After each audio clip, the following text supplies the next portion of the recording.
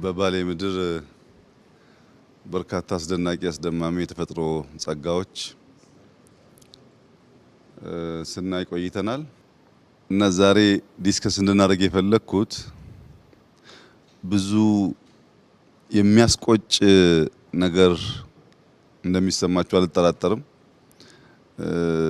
ግማሹ ሌሊት በጣም በብዙ ሲያሳስበኝ ነው ያደረኩት። አልተኛው ለምን ለማኝ ሆን የሚለው ጥያቄ መመለስ አልቻልኩም።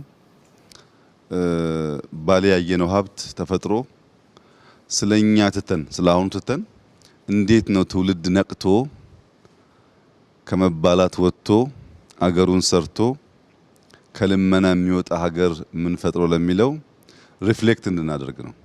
ለፖለቲካ ለምናምን ሳይሆን በደንብ ከውስጣችን ኢትዮጵያውያን ነቅተው ሀገራቸውን ሰርተው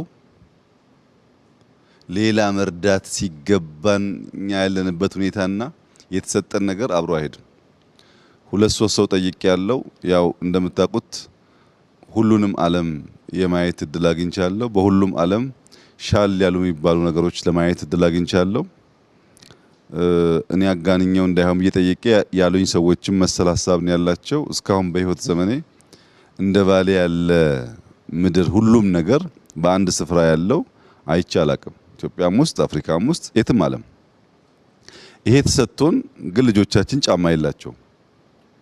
ቤቶቻችን አይታችሁ ከሆነ በጣም ያሳዝናሉ።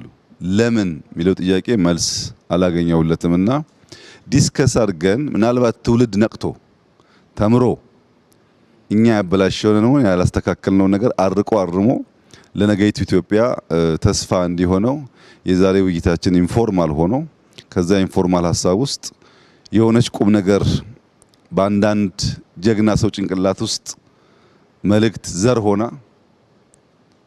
ያቺ ዘር በቅላ አንድ ቀን በእኛ እድሜ ወይም ከኛ በኋላ በትውልድ ውስጥ የተሻለ ሀገር ለማየት የሚያስችል ነገር ይፈጥራል በሚል እምነት ነው። ዋና ኮርኮር ሀሳባችሁን ሪፍሌክት እንድታደርጉና ከዛ ኢትዮጵያውያን ተምረው ትውልድ ተምሮ ሰብሰብ ብሎ ባሌ እንዳያችሁት ለሁላችን ይበቃል። በጣም ሰፊ ቦታ ነው። ብናርሰው ብንሰራበት የሚያልቅ አይደለም።